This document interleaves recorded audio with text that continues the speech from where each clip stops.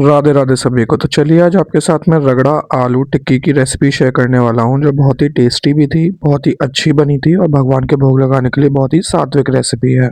तो इस रेसिपी में हम सबसे पहले बनाना देखेंगे कि किस तरीके से हमने रगड़ा बनाया है। तो उसके लिए आपको बेसिक इंग्रेडिएंट मैं बता देता हूँ। जैसे मैंने काला नमक लिया है, कश्मीरी लाल मिर्च ली है, धनिया पाउडर लिया है इसके साथ। धनिया पाउडर के अलावा थोड़ी सी मैंने इसमें हल्दी ली है।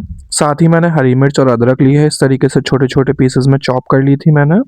एक मीडियम साइज़ का मैंने टमाटर लिया है, उसको भी मैंने अच्छे से चॉप कर लिया था। 2 उबले हुए आलू लिए हैं मैंने इसमें मीडियम साइज़ के, इस तरीके से।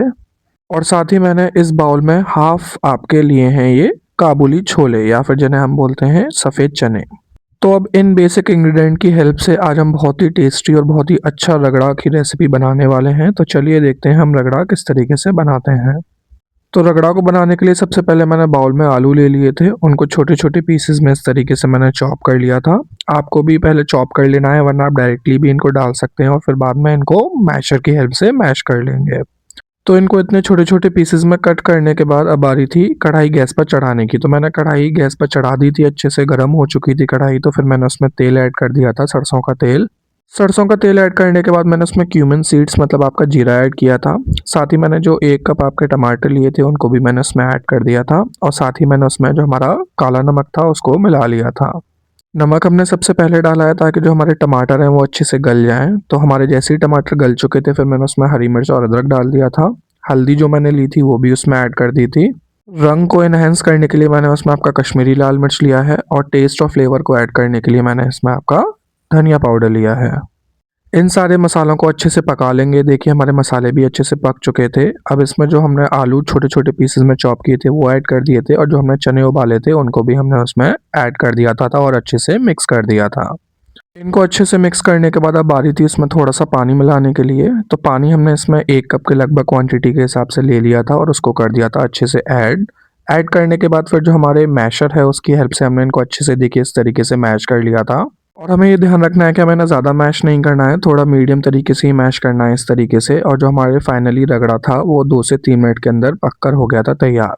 आपको ये रगड़ा कैसा लग रहा है एक बार कमेंट सेक्शन में ज़रूर बताइएगा। और जैसे ही थोड़ा ठंडा हो गया था फिर मैंने उसको बाउल की हेल्प से उसमें कर लिया था कम्प्लीटली ट्रांसफ़र।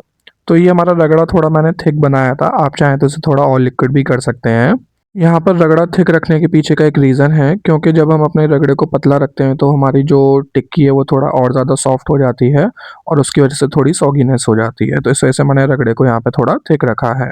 अब इसके बाद आलू टिक्की की तैयारी कर लेते हैं। तो यहाँ पे मैंने 1/3 कप आपका मेजरमेंट के हिसाब से कॉर्नफ्लोर लिया है, जिसे हम अरारोट का पाउडर भी बोलते हैं। आप वो भी ले सकते हैं इसमें। साथ ही मैंने यहाँ पे 6 से 7 मीडियम साइज़ के आलू लिए थे।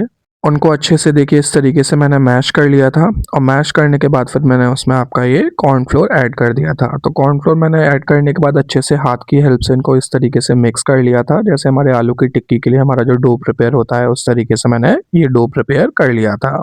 डो प्रिपेयर हो चुका था, फिर मैंने इसको थोड़ी देर लिड की हेल्प से कवर करके रख दिया था। फिर उसके बाद क्या किया था मैंने, उसके बाद मैंने चटनियाँ भी तैयार करी थी। अगर आपको वीडियो चाहिए तो आप मेरे को कमेंट सेक्शन में ज़रूर बताइएगा।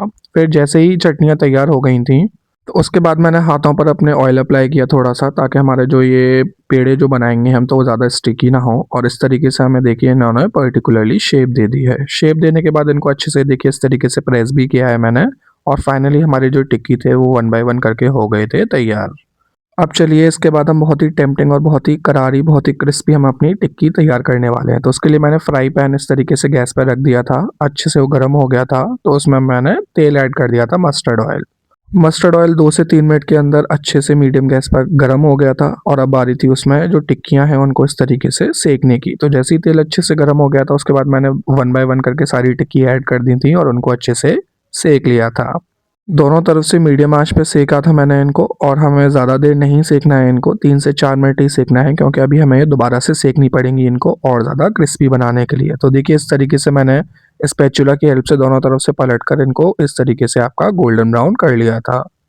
तो जैसे ही अच्छे से आपके पक गए थे तो मैंने उनको एक प्लेट की हेल्प से सेपरेटली निकाल लिया था चारों टिक्कियों को, और फिर दोबारा से जो दूसरा बैच था टिक्की का मैंने वो उसमें कम्प्लीटली ट्रांसफ़र कर दिया था गर्मा-गर्म ऑयल में। अब इसके बाद क्या था, अब कुछ नहीं, अब बारी थी इनको दोबारा से और छोटे-छोटे पीसेस में कट करने की, ताकि हमारी जो क्रंचीनेस है वो और ज़्यादा हमारी बढ़ सके। तो इस तरीके से मैंने नाइफ़ लिया था, जब ये हमारी टिक्की अच्छे से ठंडी हो चुकी थी, नाइफ़ की हेल्प से मैंने देखिए इस तरीके से इनको इतने छोटे-छोटे पीसेस में आपका कट कर दिया था। तो ये मैंने एक टिक्की में से आपके 4 पीसेस लगभग कट किए थे, जैसे हमारे मार्केट में ऐसे ही अवेलेबल होते हैं, तो उस तरीके से मैंने उनको कट कर लिया था। और सारे पीसेस जैसे ही अच्छे से कट हो गए थे, तो देखिए कितने टेम्प्टिंग लग रहे थे देखने में, और वाक़ई में जब मैंने इनको दोबारा से फ्राई किया था तेल में, तो ये बहुत ही आपके क्रिस्पी भी बनकर तैयार हुए थे। तो यही राज़ है, हमारी जो टिक्की हैं वो इतनी क्रिस्पी जभी बनती हैं जब हम उनको दोबारा से डीप फ्राई करते हैं इस तरीके से, दोबारा से तेल में इतने पीसेस में कट करने के बाद, और फाइनली जो हमारी टिक्की थी वो अच्छे से आपकी और भी ज़्यादा क्रिस्पी बन चुकी है। तो इन पीसेस को भी मैंने प्लेट की हेल्प से साइड में निकाल लिया था, और ये हमारे जो कलर है आप देख सकते हैं वो कितना गोल्डन ब्राउन इनका कलर आया है, एकदम जो परफेक्ट हमारी टिक्की का कलर होता है।